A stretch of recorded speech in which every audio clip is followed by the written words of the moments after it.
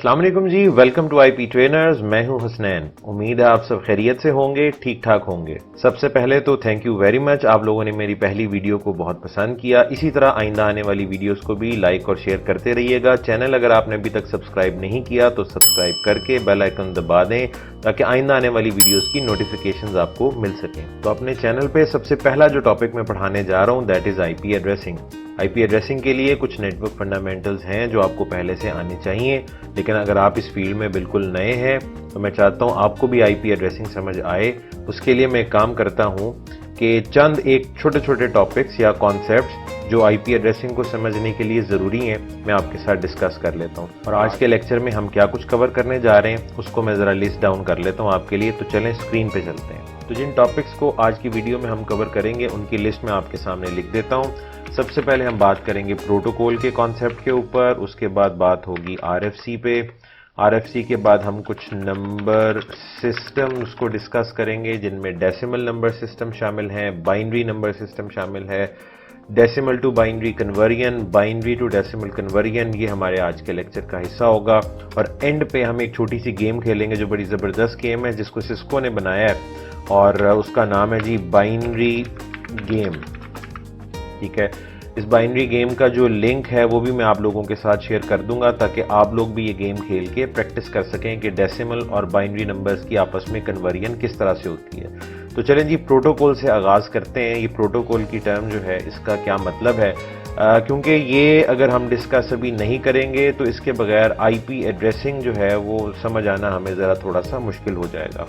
तो ये चंद एक टर्मिनोलॉजीज पर अगर हम बात कर लें और उसके बाद हम आईपी एड्रेसेस पे जंप करें तो सब लोगों को आईपी एड्रेसिंग की बड़ी अच्छी समझ आ जाएगी। तो let's start with protocol. Protocol क्या चीज़ है? अच्छा, मैं एग्जांपल से आपको समझा देता हूँ। जैसे हम फिजिक्स पढ़ते हैं, मैथमेटिक्स पढ़ते हैं, केमिस्ट्री पढ़ते हैं, तो इन सब्जेक्ट्स में आपने देखा होगा हमें बहुत सारे रूल्स समझाए जाते हैं, लॉज पढ़ाए जाते हैं, प्रिंसिपल सिखाए जाते हैं। तो जिस तरीके से फिजिक्स के लॉज होते हैं, मैथमेटिक्स के लॉज होते हैं, उसी तरीके से हमारी जो डिजिटल कम्युनिकेशन है इसके भी कुछ रूल्स एंड रेगुलेशंस हैं, इसके भी प्रिंसिपल्स हैं, इसके भी लॉज हैं और उन्हें प्रोटोकॉल कहा जाता है। ठीक है जी। तो इसकी अगर हम डेफिनेशन यहाँ पे लिखना चाहें तो डेफिनेशन इसकी बड़ी इजी है। इसको हम कुछ इस तरीके से डिफाइन कर सकते हैं, set of rules and regulations for communication. Communication के जो set of rules and regulations हैं उन्हें प्रोटोकॉल कहा जाता है। अच्छा, मैं और इसको आसान करके आपको बता देता हूं। जिस तरह दुनिया में मुख्तलिफ तरह के लोग रहते हैं और अगर वो आपस में एक दूसरे से कम्युनिकेट करना चाहें तो उनके दरमियान एक कॉमन लैंग्वेज होनी चाहिए, सेम जुबान होनी चाहिए, तभी वो एक दूसरे से बात कर सकते हैं। बिल्कुल इसी तरीके से जो नेटवर्क डिवाइसेस हैं अगर ये एक दूसरे के साथ कम्युनिकेट करना चाहती हैं तो उनके दरमियान सेम प्रोटोकॉल होना चाहिए। ठीक है जी। अगर वो same set of rules and regulations को फॉलो कर रही होंगी तभी वो एक दूसरे के साथ कम्युनिकेट कर पाएंगी। ठीक है जी। उम्मीद है आपको प्रोटोकॉल की टर्म समझ आ गई होगी। कोई बिल्कुल नई चीज़ नहीं है। जिस तरह फिजिक्स केमिस्ट्री में लॉज और प्रिंसिपल हुआ करते थे उसी तरीके से हमारी कम्युनिकेशन की दुनिया में प्रोटोकॉल्स होते हैं और इनकी तादाद अब सैकड़ों और हज़ारों में है। ठीक है। जिस तरह फिजिक्स में कोई एक लॉ नहीं है, बहुत सारे हैं, इसी तरह हमारे यहाँ भी बहुत सारे प्रोटोकॉल्स होते हैं। ठीक है। अच्छा, अब इसकी एग्जांपल देने के लिए मैं ज़रा थोड़ा सा हिस्ट्री में जाता हूँ। ठीक है। हिस्ट्री में जाने के लिए एक पिक्चर आप लोगों को दिखाता हूँ। बड़ी ज़बरदस्त किस्म की ये पिक्चर है जिसमें दो शख्सियात आपको नज़र आ रही हैं। अगर आप ऑलरेडी इनके बारे में जानते हैं तो बड़ी अच्छी बात है, अगर नहीं जानते तो आपको अभी पता लग जाएगा थोड़ी देर में कि ये कौन है। अब ये मत कहिएगा कि ये आपके दादा अबू की तस्वीर है, कोई कहे राइट वाले मेरे दादा हैं और कोई कहे लेफ्ट वाले मेरे दादा हैं। अगर हैं तो मुझे भी मिलवाइएगा उनसे, मुझे मिल के बड़ी खुशी होगी। अच्छा, तो लेफ्ट साइड पे जो आपको नज़र आ रहे हैं इनका नाम है रॉबर्ट कान और जो राइट साइड पे हैं इनका नाम है विंटन सर्फ। इनको फादर ऑफ इंटरनेट कहा जाता है। ठीक है जी। और इन दोनों ने 1973 में एक प्रोटोकॉल बनाया था जो कि हमारे आज के इंटरनेट की बेस है, फाउंडेशन है। ठीक है जी। और उस प्रोटोकॉल का नाम इन्होंने रखा था जी टीसीपी, ट्रांसमिशन कंट्रोल प्रोटोकॉल। हमारी आज की वीडियो का मकसद ये नहीं है कि हम इस प्रोटोकॉल को पढ़ना शुरू कर दें कि ये टीसीपी क्या है, ठीक है जी। बहरहाल इन्होंने एक प्रोटोकॉल डेवलप किया था जिसका नाम टीसीपी रखा गया था इन 1973। चंद साल गुजरने के बाद इसी प्रोटोकॉल को दो अलग अलग हिस्सों में स्प्लिट कर दिया गया था और टीसीपी अलग कर दिया और दूसरा प्रोटोकॉल जो है उसका नाम रखा गया आईपी, इंटरनेट प्रोटोकॉल। अगर आप मेरे चैनल के नाम में भी देखें तो आईपी ट्रेनर्स में जो आईपी है वो बेसिकली इंटरनेट प्रोटोकॉल ही है, ठीक है जी। तो आईपी को मैं थोड़ा सा डिफाइन कर देता हूँ, ठीक है, क्योंकि हमारे आईपी एड्रेसिंग का जो टॉपिक है वो इसी की आगे कॉन्टिन्यूटी के अंदर आता है। तो आईपी क्या है उस पर हम बात करते हैं। तो टीसीपी आईपी ये दो प्रोटोकॉल थे थी जो कि इन्होंने डेवलप किया। तो अगर ये शख्सियात ना होती तो आज आप शायद मेरी ये वीडियो भी ना देख रहे होते, क्योंकि जिस इंटरनेट को यूज़ करते हुए आप मेरी वीडियो देख रहे हैं उसके इन्वेंटर जो हैं वो यही दोनों हजरात हैं, ठीक है।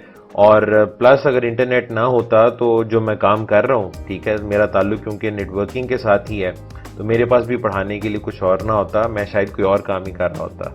तो बहरहाल जी इन दोनों का तारुफ कराने के बाद अब हम चलते हैं आईपी के ऊपर। ये जो इंटरनेट प्रोटोकॉल है अगर इसको हम डिफाइन करना चाहें तो इसको किस तरीके से डिफाइन किया जाता है। तो आईपी या इंटरनेट प्रोटोकॉल को हम कुछ इस तरीके से डिफाइन करते हैं।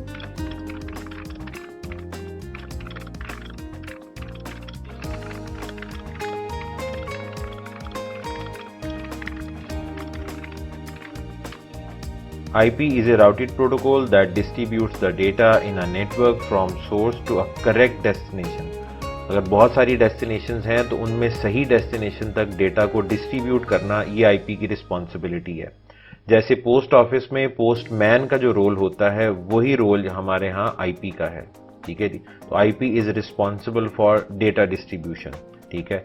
और करेक्ट डेस्टिनेशन के लिए आपको जरूरत पड़ेगी आईपी एड्रेस की, ठीक है। अगर बहुत सारी डिवाइसेस हैं तो उनमें सही डिवाइस तक डेटा पहुंचाने के लिए आपको आईपी एड्रेस की जरूरत पड़ती है।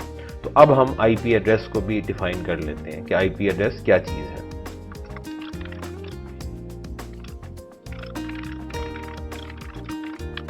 सो IP address is a logical identifier of network devices. अच्छा, अब यहाँ पे सिर्फ ये लिखा होता ना कि IP address is an identifier of network devices तो बड़ी सिंपल सी बात थी, कोई कंफ्यूजन भी नहीं होनी थी इसमें और आपको ये बात समझ आ जानी थी। लेकिन यहाँ पे है logical identifier of network devices. अब ये लॉजिकल आईडी से क्या मुराद होती है इसको मैं थोड़ा एक्सप्लेन कर देता हूँ। मिसाल के तौर पे मेरी और आपकी भी बहुत तरह की आईडीज हैं, जैसे हमारा नाम भी हमारी आईडी है, हमारा नेशनल आईडी कार्ड नंबर भी हमारी आईडी है, हमारा पासपोर्ट नंबर भी हमारी आईडी है। इसी तरह हम कहीं काम करते हैं तो एम्प्लॉय आईडी भी हमारी पहचान होती है। स्कूल कॉलेज यूनिवर्सिटी में पढ़ रहे हैं तो वहाँ रोल नंबर होता है, वो भी हमारी ही आइडेंटिटी है। तो ये मुख्तलिफ तरह की आईडीज हमारे साथ एसोसिएटेड होती हैं। अच्छा, इनमें कुछ आईडीज ऐसी होती हैं जो हमारी फिक्स्ड आईडीज हैं, जो नॉर्मली चेंज नहीं हो रही होती। जैसा ऐसा तो कभी नहीं होता ना कि हम रोज सुबह उठें और रोज सोच रहे हो आज हम अपना नाम क्या रखेंगे, नहीं, हर बंदे का हर रोज एक नया नाम हो, तो ऐसा नहीं होता, ठीक है। हमारा नाम आमतौर पे बचपन में रख दिया जाता है, नॉर्मली हमारा नाम जो है वो चेंज नहीं होता। हमने अपनी ज़िंदगी में बहुत कम ही ऐसा सुना होगा अपने जानने वालों में किसी बंदे ने अपना नाम तब्दील कर लिया, लेकिन ये बहुत रेयर है, ऐसा बहुत कम होता है। तो नाम भी हमारी एक फिक्स्ड आईडी है। इसी तरह हमारा नेशनल आईडी कार्ड नंबर है, वो भी एक दफ़ा जो हमें दे दिया जाता है वो भी तब्दील नहीं होता, ठीक है। तो कुछ आईडीज ऐसी हैं हमारे साथ जो फिक्स्ड रहती हैं, नॉर्मली चेंज नहीं होती, लेकिन बहुत सारी आईडीज ऐसी भी होती हैं जो इजीली तब्दील की जा सकती हैं और चेंज होती रहती हैं। जैसे स्कूल कॉलेजेस यूनिवर्सिटीज़ में हमारा रोल नंबर, आपकी क्लास चेंज हो, आपका सेक्शन चेंज हो, आपके फाइनल एग्जाम्स आ जाएं तो हर मौके के ऊपर आपका एक अलग रोल नंबर होता है। आप बोर्ड एग्जाम्स दे रहे हो, वहाँ पे आपका रोल नंबर कुछ और होता है। तो रोल नंबर एक ऐसी आईडी है जिसका चेंज होना या बदल जाना कोई अजीब चीज़ नहीं है, दैट इज़ नॉर्मल, ठीक है। तो हमारे साथ दो तरह की आईडी जुड़ी होती हैं, एक वो जो फिक्स्ड रहती हैं और एक वो जो इजीली चेंज हो जाती हैं और चेंज होती रहती हैं, ठीक है। तो ऐसी आईडी जो चेंज हो सके या जिसको इजीली चेंज किया जा सके उसको हम लॉजिकल आईडी कहते हैं। और ऐसी आईडीज जो फिक्स्ड रहें, ठीक है, या कांस्टेंट रहें, उसको हम हार्डवेयर या फिजिकल आईडी कहते हैं। ठीक है जी। तो आईडीज हमारी दो तरह की हैं। लॉजिकल आईडी वो है जो चेंज होती रहती है, और फिजिकल या हार्डवेयर आईडी वो होती है जो आमतौर पे फिक्स्ड रहती है। तो आईपी एड्रेस के बारे में क्या कहा गया है? आईपी एड्रेस के बारे में हमने लिखा है कि आईपी एड्रेस एक लॉजिकल आईडी है नेटवर्क डिवाइस की।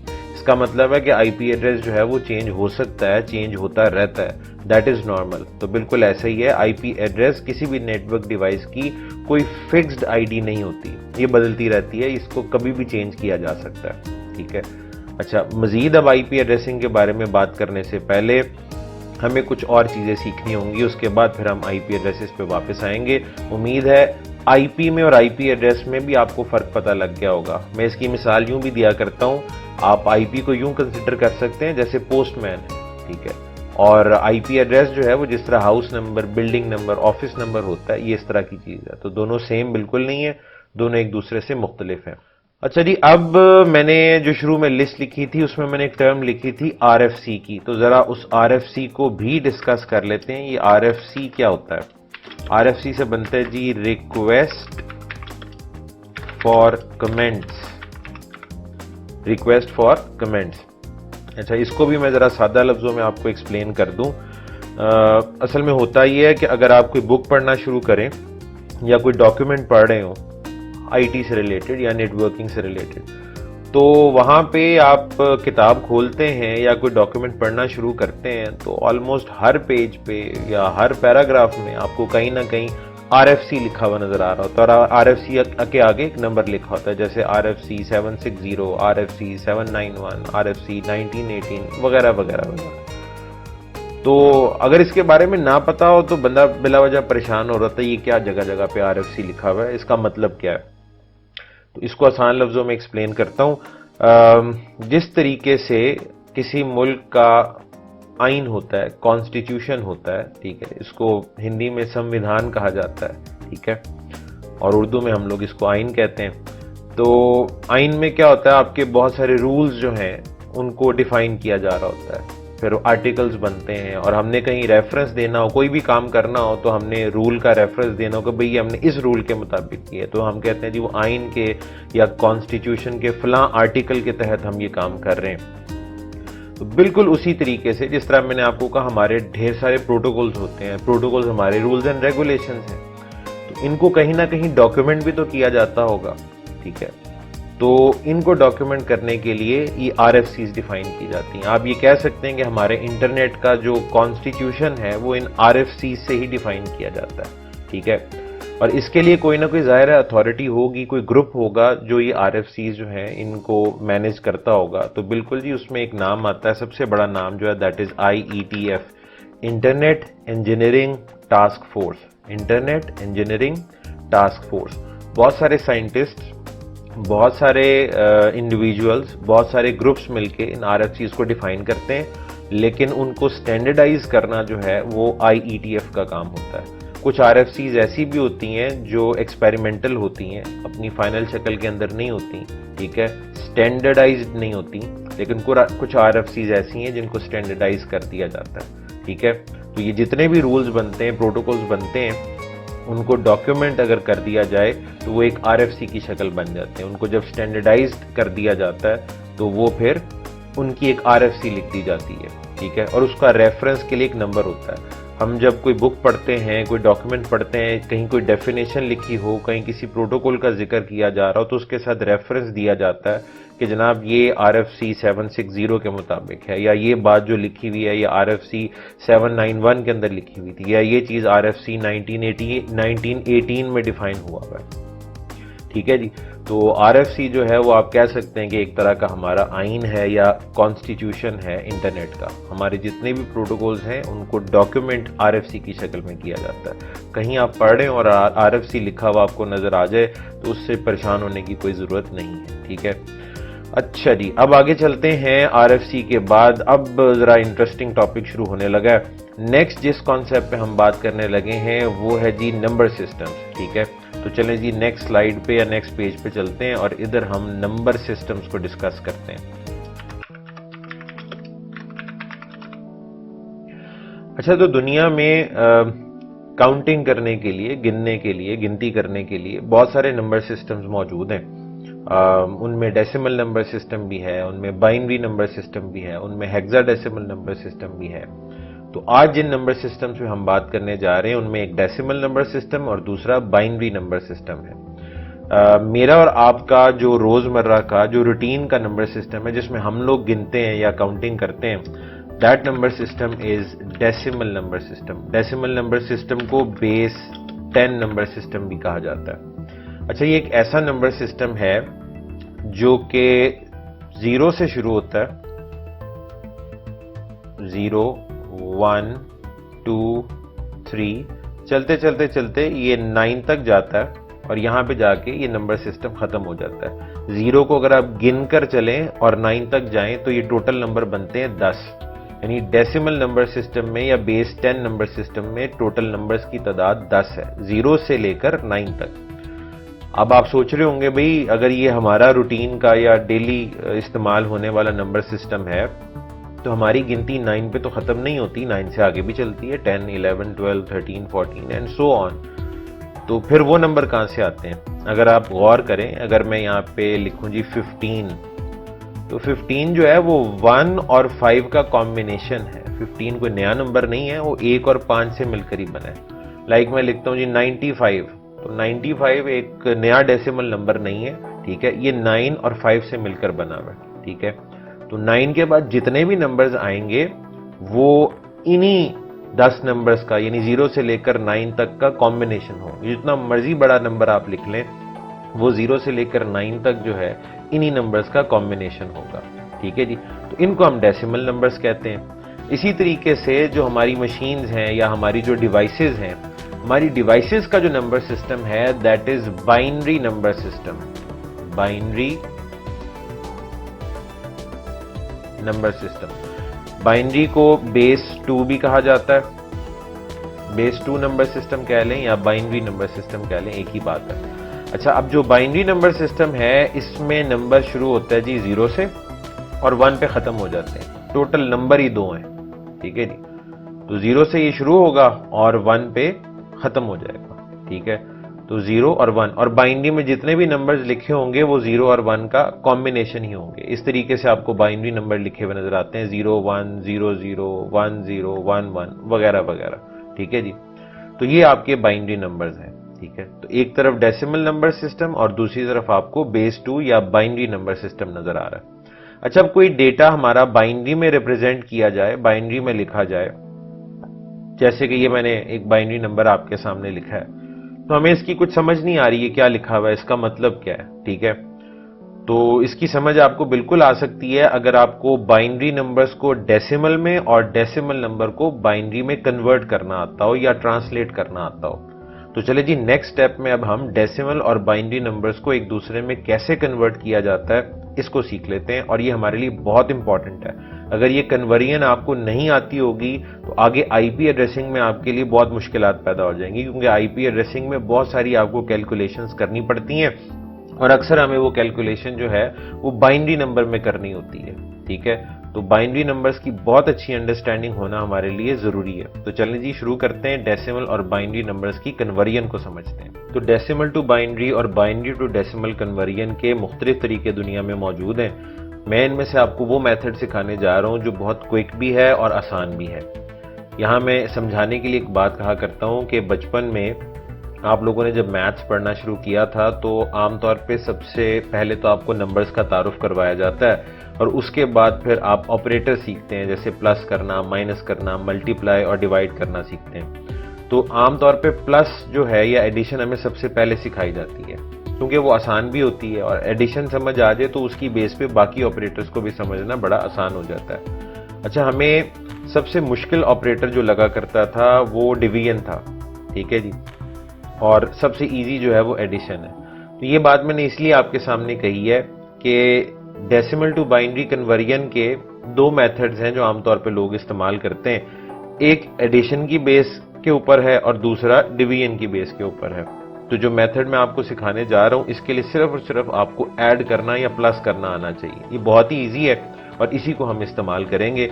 अच्छा, आपने करना यूं है कि आपको जब भी ये टास्क दिया जाए, एक डेसिमल नंबर दे दिया जाए और आपको कहा जाए जी इसको बाइनरी में कन्वर्ट करें, या आपको बाइनरी नंबर दे दिया जाए और कहा जाए जी इसको डेसिमल में कन्वर्ट करें, तो आपने एक काम करना है, आपने एक टेबल बना लेना है, जो कि मैं आपके सामने बनाता हूँ। ये टेबल बड़ा ही ईजी है, कोई इसमें मुश्किल चीज नहीं है।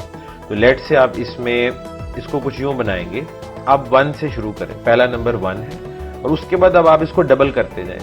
1 को आप डबल करेंगे तो 2 हो जाएगा, उसके बाद 2 को डबल करें तो 4 हो जाएगा, 4 को डबल करें तो 8 हो जाएगा, उसके बाद 16, 32, 64 और 128।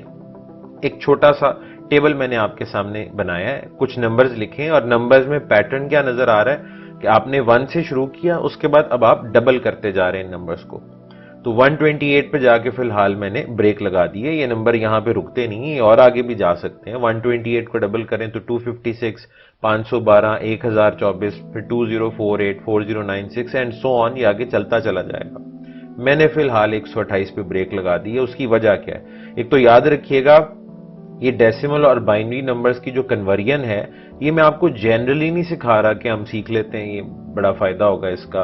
तो हमें हर तरह की कन्वर्जन आनी चाहिए। हमारा मकसद आईपी एड्रेसिंग है, अल्टीमेटली हमने आईपी एड्रेसिंग को पढ़ना है। तो उस आईपी एड्रेसिंग के लिए ये कन्वर्जन मैं आपको सिखा रहा हूं। तो जितनी जरूरत हमें आईपी एड्रेसिंग के लिए है, उसी लिहाज से मैं आपको कन्वर्जन भी सिखाऊंगा, ठीक है।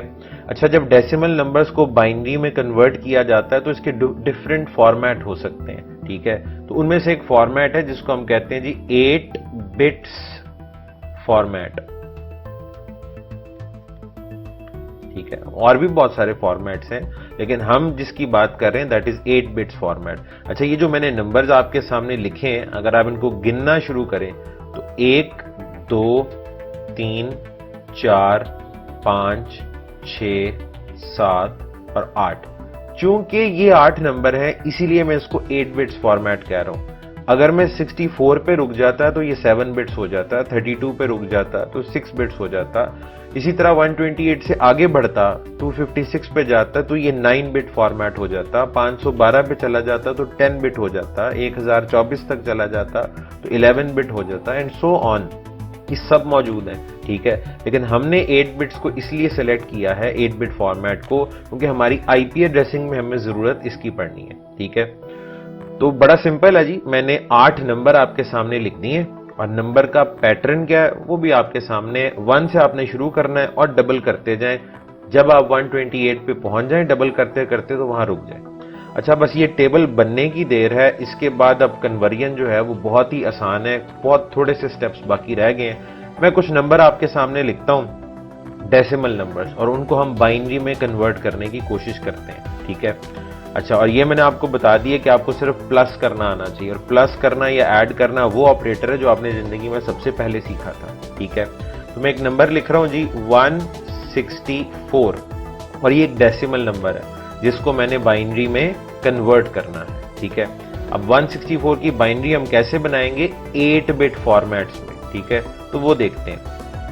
अच्छा, करना आपने ये है कि ये जो 8 नंबर आपके सामने लिखे हुए हैं, इनमें से आपने उन नंबर्स को सिलेक्ट कर लेना है जिनको ऐड करने पे 164 बन जाए। आपने इन 8 में से उन नंबर्स को चुन लेना है जिनको ऐड करने पे 164 बन जाए, ठीक है। अच्छा, 164 बनाने के लिए आपने, अच्छा, एक तो चलना हमेशा लेफ्ट से राइट की तरफ। ये जो लेफ्ट साइड है ना, इसको हम कहते हैं मोस्ट सिग्निफिकेंट, क्योंकि ये जो यहां पे नंबर आ रहे हैं ना, ये बड़ी बड़ी वैल्यूज है, 128, ठीक है। फिर अगर आप लेफ्ट से राइट की तरफ जाएंगे तो ये नंबर छोटे होना शुरू हो जाते हैं, 64, 32, 16, 8। तो जब छोटे नंबर हो रहे हैं तो जैसे जैसे आप राइट साइड पे जाएंगे, इसको हम कहते हैं लीस्ट सिग्निफिकेंट, यानी यहाँ पे 1 जो है वो लीस्ट सिग्निफिकेंट है, ठीक है। 128 मोस्ट सिग्निफिकेंट है, तो आपने मोस्ट सिग्निफिकेंट साइड से शुरू करना है, बड़े नंबर से छोटे की तरफ जाना है। तो सबसे पहले मैं 128 को देखता हूं, क्या 164 बनाने के लिए मुझे 128 की जरूरत पड़ेगी? जी बिल्कुल पड़ेगी। अगर मैं 128 को पिक कर लेता हूं, ये मैं इस पे मार्क कर देता हूं जी, ये मैंने रेड कलर से टिक कर दिया। तो मुझे 128 चाहिए 64 बनाने के लिए, 164 बनाने के लिए, ठीक है। तो 128 में अगर मैं 64 ऐड कर दूं ना, तो ये 192 हो जाएगा, मैं 164 से आगे निकल जाऊंगा। इसका मतलब मुझे 64 की जरूरत नहीं है, ठीक है। 164 बनाने के लिए मुझे 128 चाहिए, उसके बाद 64 नहीं चाहिए। अच्छा, अगर मैं 32 ऐड करूं 128 में, 128 प्लस 32 ये 160 हो जाता है। बिल्कुल मैं 164 के काफी करीब पहुंच जाऊंगा अगर मैं 128 और 32 को ऐड कर लूं। तो 160 तक तो मैं पहुंच गया हूं। बाकी रह क्या गया है, सिर्फ 4 आपको और चाहिए। 4 यहां पे कहां लिखा हुआ है, ये लिखा हुआ है, तो आप इसको सेलेक्ट कर लेंगे। बाकी जो नंबर है, यानी मुझे 16 भी नहीं चाहिए, मुझे 8 की भी जरूरत नहीं है, मुझे 2 की भी जरूरत नहीं है और मुझे 1 की भी जरूरत नहीं है। अच्छा, अब बड़ा आसान सा काम बाकी रह गया। जिन नंबर्स को आपने मार्क किया, जिनको टिक किया, जिनको ऐड करने पे 164 बन जाता है, उनके नीचे आप लिख देंगे 1। और जहां पे क्रॉस है, जिन नंबर्स को आपने कहा जी ये मुझे नहीं चाहिए 164 बनाने के लिए, उनके नीचे आप 0 लिखते जाएंगे। तो 64 के नीचे 0, 32 के नीचे 1, 16 की भी जरूरत नहीं है, 8 की भी जरूरत नहीं है, 4 हमें चाहिए, उसके ऊपर आपने टिक किया हुआ है, इसके नीचे 1 आ जाएगा। और बाकी दोनों नंबर्स भी आपको नहीं चाहिए, उनके लिए भी 0। अच्छा, ये 0 और 1 को ना हम ऑन ऑफ की तरह भी ट्रीट करते हैं। जैसे 1 है तो हम कहते हैं ऑन है, 0 इज ऑफ, तो हम कहते हैं जी ये वाली बिट ऑन कर दें, यानी 128 वाली बिट को ऑन कर दें, 64 वाली को ऑफ कर दें, 32 फिर ऑन है, 16 8 वाली जो है वो भी ऑफ है, 4 वाली बिट आप ऑन कर रहे हैं। ठीक है, तो इसको इस तरीके से भी कहा जा सकता है। ठीक है, तो जिन नंबर्स को ऐड करने पे 164 बन रहा था, उनके नीचे हमने 1 लिख दिया है, बाकी सारे 0 हैं। ये जनाब 164 की जो डेसिमल नंबर है, 8 बिट फॉर्मेट में बाइनरी आपके सामने लिखी हुई है। कितनी आसान है, सिर्फ एडिशन आनी चाहिए और किसी चीज की जरूरत नहीं है। और ये सबसे बेहतरीन मेथड है कन्वर्जन का, सबसे आसान भी है। ठीक है, और हमारी आईपी एड्रेसिंग में 100% हम यही इस्तेमाल कर रहे होंगे। कुछ नंबर्स को प्रैक्टिस के लिए और लिख लेते हैं। ठीक है, एक आध नंबर की और यहां पे कन्वर्जन कर लेते हैं। जैसे मैं कहता हूं जी चले 200, 200 भी एक डेसिमल नंबर है, तो 200 को अब हमने कन्वर्ट करना है बाइनरी में। ठीक है, 8 बिट फॉर्मेट के अंदर, 8 बिट्स में, यानी ये 8 नंबर्स होंगे। ठीक है, तो तरीका वही है। ये जो ऊपर टेबल बना हुआ आपको नजर आ रहा है, इस टेबल में वो कौन से नंबर्स हैं जिनको ऐड करने करेंगे तो 200 बन जाएगा। तो 200 बनाने के लिए हमें, अच्छा मैं कलर चेंज कर लेता हूं, मैं टिक और क्रॉस येलो कलर से यहां पे लगाऊंगा। मुझे 128 की जरूरत पड़ेगी 200 के लिए। 128 में अगर मैं ऐड कर लूं 64, तो ये बन जाएगा 192। 128 प्लस 64 192। मैं 200 के काफी करीब आ चुका हूं। 8 और चाहिए मुझे। अगर मैं 192 में 8 ऐड कर दूं तो 200 पूरा हो जाएगा। तो 8 यहां पे लिखा हुआ है जी, बिल्कुल लिखा हुआ है, ये आ गया 8। तो इसका मतलब है ये 3 नंबर है, 128 प्लस 64 प्लस 8, इन तीनों को ऐड करने पे 200 बन जाता है। मुझे 32 की भी जरूरत नहीं है, मुझे 16 भी नहीं चाहिए, मुझे 4 भी नहीं चाहिए, मुझे 2 भी नहीं चाहिए और मुझे 1 भी नहीं चाहिए। अब ये जो येलो कलर में टिक और क्रॉस आपको नजर आ रहे हैं, इनके मुताबिक नीचे 1 और 0 लिख लेते हैं। तो जो नंबर्स आपको चाहिए, यानी 128 वाली जो बिट है इसको हम ऑन करेंगे, 64 वाली भी ऑन होगी क्योंकि ऊपर आपको येलो कलर का टिक नजर आ रहा है। आगे 2 आपको क्रॉस नजर आ रहे हैं, इनको 0 कर दें, आपको इनकी जरूरत नहीं है। 8 वाली जो बिट है इसके ऊपर फिर टिक लगा हुआ है, इसको आप ऑन करेंगे, बाकी सारे नंबर्स, बाकी सारी बिट्स आप ऑफ कर देंगे। ये जनाब 200 की बाइनरी लिखी हुई है 8 बिट फॉर्मेट के अंदर। ठीक है, तो ये इतना ही आसान है। अक्सर लोगों को होता है पता नहीं कितना मुश्किल काम होगा, तो कोई मुश्किल नहीं है। अगर आपको ऐड करना आता है तो आप इजीली कन्वर्ट कर सकते हैं। ठीक है, अच्छा, जितना ये मेथड इफेक्टिव है या आसान है डेसिमल टू बाइनरी कन्वर्जन के लिए, ये उतना ही फायदेमंद है बाइनरी टू डेसिमल कन्वर्जन के लिए। तो चलें जी, आपको जरा बाइनरी टू डेसिमल कन्वर्जन भी करके दिखाता हूं 8 बिट फॉर्मेट की इसी मेथड से। उसके लिए हमें करना कुछ यूं होगा कि मैं यही वाला टेबल उठा के नेक्स्ट पेज पे ले जाता हूं। ठीक है, अच्छा अब की बार ना मैं लिखता हूं एक बाइनरी नंबर। ठीक है, लेट्स से 1 0 1 0 1 0 1 0। अब ये बाइनरी नंबर है जो कि 8 बिट फॉर्मेट में लिखा हुआ है। मुझे इसका डेसिमल कैलकुलेट करना है। तो भाई थोड़ी देर पहले आप वो टिक और क्रॉस से 1 0 बना रहे थे, अब आप 1 0 से टिक और क्रॉस बना लें। ठीक है, यहां पे टिक आएगा, ये cross, tick cross, tick cross, टिक और क्रॉस। अब जिन नंबर्स पे क्रॉस है उन्हें आपने ऐड नहीं करना, जिन पे आपने टिक लगाया उनको आप ऐड कर लें, बात फिर एडिशन पे आके खत्म हो रही है। ठीक है जी, तो 128 प्लस 32, ठीक है जी, ये कितना हो जाएगा 160।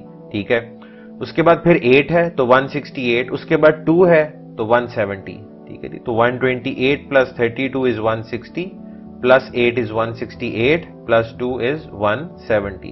तो ये आपके सामने 170 की बाइनरी, 170 की बाइनरी लिखी हुई थी। तो सिर्फ एडिशन आनी चाहिए, ये टेबल आप बनाएं, उसके बाद आराम से आप डेसिमल टू बाइनरी और बाइनरी टू डेसिमल कन्वर्जन कर सकते हैं और इसमें कोई ज्यादा वक्त भी नहीं लगेगा।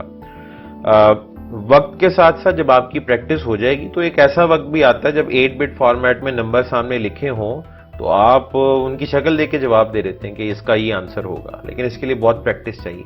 प्रैक्टिस आप कैसे करेंगे उसका तरीका मैं आपको अभी समझाता हूं, लेकिन उससे पहले कुछ छोटे मोटे कॉन्सेप्ट्स और हैं इसमें, वो भी आपके साथ डिस्कस कर लूं। अच्छा देखिए, हर मेथड की ना कोई लिमिट होती है, यानी अब ये जो 8 बिट फॉर्मेट है इसकी भी कोई लिमिटेशन होगी ना, भाई छोटे से छोटा नंबर कौन सा है जो 8 बिट फॉर्मेट में कन्वर्ट हो सकता है और बड़े से बड़ा नंबर कौन सा है जो हम 8 बिट फॉर्मेट में कन्वर्ट कर सकते हैं। तो उसका तरीका मैं आपको बताता हूं। आप यूं करें, बाइनरी में, ठीक है, जो सबसे छोटा नंबर जो है वो इस तरह से लिखा जाएगा कि आठों की आठों बिटें आपकी अगर ऑफ कर दी जाएं या जीरो कर दी जाएं, भाई ये 8 बिट फॉर्मेट की बाइनरी का सबसे छोटा नंबर है। ठीक है, अच्छा अब इसको अगर आपने कन्वर्ट करना है डेसिमल में तो इसके लिए आपको क्या करना होगा, इसका मतलब ये है कि जीरो का मतलब है ऊपर आपको सारे क्रॉस करने पड़ेंगे। ठीक है, हम यही करते आए हैं ना अब तक, जहां जीरो होता है क्रॉस लगा देते हैं, जहां 1 होता है उसको टिक कर देते हैं। ऊपर सारे क्रॉस होने का मतलब है कि आपको इनमें से कोई भी नंबर ऐड नहीं करना। जब कोई भी नंबर ऐड नहीं करेंगे तो जवाब जीरो आएगा। ये लेफ्ट साइड पे डेसिमल का जीरो है और राइट साइड पे 8 बिट फॉर्मेट में इसकी बाइनरी लिखी हुई है। बाइनरी का जीरो 8 बिट फॉर्मेट में राइट साइड पे है और लेफ्ट साइड पे जो आप देख रहे हैं ये डेसिमल वाला जीरो है। अच्छा, अब सबसे बड़े नंबर पे आते हैं। भाई 8 बिट फॉर्मेट की बाइनरी में सबसे बड़ा नंबर क्या हो सकता है, उसके लिए आपको ये सारे के सारी बिट्स जो हैं इनको 1 करना पड़ेगा। तो मैं 1 कर देता हूं, यानी ऑन करना पड़ेगा। जब आप इन सबको ऑन कर देंगे तो आपको ये सारे ऊपर जो नंबर लिखे हुए हैं ना इनको इन पे टिक लगाना पड़ेगा। टिक लगाने वाले नंबर जो है उसको हम ऐड किया करते हैं। तो इन आठों नंबर्स को अब आप ऐड करेंगे तो ऐड कर लेते हैं जी। 128 प्लस 64 192, फिर 32 ऐड करेंगे 224, देन 240, 248, 252, 254 एंड 255। इन आठों नंबर्स को अगर आप ऐड कर लें तो इसका जवाब आता है 255। इसका मतलब ये हुआ, ये ऊपर वाला सबसे छोटा और नीचे वाला सबसे बड़ा नंबर है। तो हम 8 बिट फॉर्मेट में रहते हुए 0 से लेकर 255, भाई 0 को अगर गिन के 255 तक आप चलें तो ये 256 नंबर्स बनते हैं, 256 कॉम्बिनेशन बनते हैं। तो 0 से लेकर 255 यानी ये वाले 256 नंबर्स 8 बिट फॉर्मेट में कन्वर्ट हो सकते हैं। 0 भी हो जाएगा, 255 भी हो जाएगा और इनके दरमियान जितने भी नंबर्स हैं उनको हम 8 बिट फॉर्मेट में कन्वर्ट कर सकते हैं। लेकिन अगर आप 255 से ऊपर जाते हैं, यानी अगर मैं कहूं ना नंबर 0 से लेकर 256 हैं, तो ये नंबर्स की तादाद 257 बन जाएगी। अच्छा, अब 0 से 256 तक अगर आप जा रहे हैं तो 256 जो है ये 8 बिट फॉर्मेट में कन्वर्ट नहीं हो सकता। इसके लिए आपको फिर 9 बिट में जाना पड़ेगा, यानी 128 से आप आगे चले जाएं। 128 को डबल करें तो ये आता है 256। ठीक है, अब ये 9 बिट्स हो गई हैं। अब अगर आपने 256 को कन्वर्ट करना है तो उसका तरीका होगा 256 के नीचे आप 1 कर दें, बाकी आपके सारे के सारे नंबर जो हैं वो 0 हो जाएंगे। ठीक है, तो ये आपकी 256 की बाइनरी होगी। तो 256 को बाइनरी में कन्वर्ट करने के लिए आपको 9 बिट फॉर्मेट चाहिए, लेकिन अगर आपका आखिरी नंबर 255 है तो आप 8 बिट फॉर्मेट में रहते हुए कन्वर्जन कर सकते हैं। ठीक है, और हमारी जो आईपी एड्रेसिंग है जो अभी हम पढ़ना शुरू करने लगे, उस आईपी एड्रेसिंग में जिन नंबर्स को हमने कन्वर्ट करना है वो 0 से 255 के अंदर अंदर ही होंगे। ठीक है, तो लिहाजा हमारे लिए 8 बिट फॉर्मेट ही काफी है। ठीक है, तो इससे आगे भी जाना हो समझ तो अब आपको आ गई होगी, कोई मसला नहीं है। 9 बिट भी हो 10 बिट भी हो उसे इजीली कन्वर्ट किया जा सकता है। सिर्फ एडिशन आनी चाहिए जो कि आप लोगों को आती है, जमा करना आपको आता है। ओके, तो अब इसकी प्रैक्टिस के लिए डेसिमल नंबर टू बाइनरी और बाइनरी टू डेसिमल नंबर की कन्वर्जन की अगर आपने प्रैक्टिस करनी है तो उसका मैं आपको एक आसान तरीका बताता हूं। सिस्को ने अभी कुछ अर्सा पहले एक बाइनरी गेम बनाई है, उसका लिंक मैं अभी डिस्क्रिप्शन में डाल दूंगा, तो वहां से आप लिंक ओपन करके वो बाइनरी गेम खेल सकते हैं। तो जरा मैं आपके सामने एक दफा वो इस्तेमाल करके भी आपको दिखा देता हूं ये जो बाइनरी गेम है, ताकि आप लोगों को इसका आइडिया हो जाए कि आप इससे कैसे फायदा उठा सकते हैं। ओके, तो ये जी ऊपर आपको लिंक नजर भी आ रहा होगा इस बाइनरी गेम का। तो प्ले गेम, नीचे इंस्ट्रक्शंस लिखी हुई हैं, इंस्ट्रक्शंस आप पढ़ना चाहें तो पढ़ सकते हैं, बाकी खैर इसमें कोई ऐसा इतनी मुश्किल चीज नहीं है। तो प्ले गेम पे मैं क्लिक करता हूं, ठीक है। और अगर आप देखें तो ऊपर और नीचे वही टेबल आपको बना हुआ नजर आ रहा है, वो 1 2 4 8 16 32 64 एंड 128, ठीक है। इसमें ना मुख्तलिफ नंबर्स, इसमें डेसिमल टू बाइनरी भी होगा, बाइनरी टू डेसिमल भी होगा, दोनों तरह की कन्वर्जन आपको करनी पड़ती हैं। और आपको जल्दी जल्दी जो है ये इस टेबल के अंदर एंट्रीज आती जाती हैं, ये आपकी स्पीड भी बेहतर करता है। तो मैं जरा जल्दी से इसको करता हूं। ये देखें जी, राइट साइड पे 0 लिखा हुआ है ना, तो इन 8 को आप 0 कर देंगे, ठीक है। अच्छा, अब 32 को आपने कन्वर्ट करना है, तो 32 के लिए ये वाली बिट 1 होनी चाहिए, इसको 0। तो जो आप सॉल्व कर देंगे वो निकल जाएगा। बेसिकली आपने इस बोर्ड को क्लियर करना होता है, ठीक है। अब यहां 130 लिखा हुआ है, ठीक है। तो 130 के लिए 128 और 2 की जरूरत है, बाकी बिट्स नहीं चाहिए, तो ये निकल जाएगा, ठीक है। और अब 8 को कन्वर्ट करना है, तो 8 वाली बिट को आप 1 कर दें। 129 के लिए 128 की जरूरत है और 1 की जरूरत है। 16 के लिए ये 16 वाली जो बिट है इसको आप 1 कर देंगे, बाकी 0। 128 के लिए इसको 1 कर देंगे और 4 के लिए इसको 1 और इसको 0। तो ये बोर्ड मैंने क्लियर कर दिया। अच्छा, अब देखें, अब मिक्स हो रहा है। अब यहां पे आपको उसने ये सेंटर में बाइनरी नंबर दिया हुआ है और इसका डेसिमल पूछा हुआ है। तो ये जो बिट 1 हुई हुई है ये 8 वाली है, तो आप यहां पे 8 टाइप कर देंगे तो ये सॉल्व हो जाएगा। इसी तरीके से 2 की बाइनरी क्या होगी, ये वाली बिट 1 होगी और ये 0। 255 के लिए इन 8 बिट्स का 1 होना जरूरी है। इस तरह 64 के लिए 64 वाली बिट आप 1 कर देंगे, बाकी 0। 128 के लिए 128 वाली बिट आप 1 कर देंगे, बाकी 0। तो ये बोर्ड आपका क्लियर हो गया। तो इसी तरह ये नंबर्स आते जाएंगे, ठीक है। और आपने कुछ डेसिमल नंबर्स होंगे जिनकी बाइनरी और कुछ बाइनरी नंबर्स होंगे जिनको आपको डेसिमल में कन्वर्ट करना होगा। तो इस गेम को खेल के आप इस तरीके से प्रैक्टिस कर सकते हैं। इसका लिंक आपको डिस्क्रिप्शन में मिल जाएगा। ओके जी, आज के लिए इतना ही। वीडियो पसंद आई हो तो लाइक एंड शेयर कर दीजिएगा, चैनल को सब्सक्राइब करना मत भूलिएगा। अपना ढेर सारा ख्याल रखिएगा। मुलाकात होती है आपसे नेक्स्ट वीडियो में, तब तक के लिए अल्लाह हाफिज।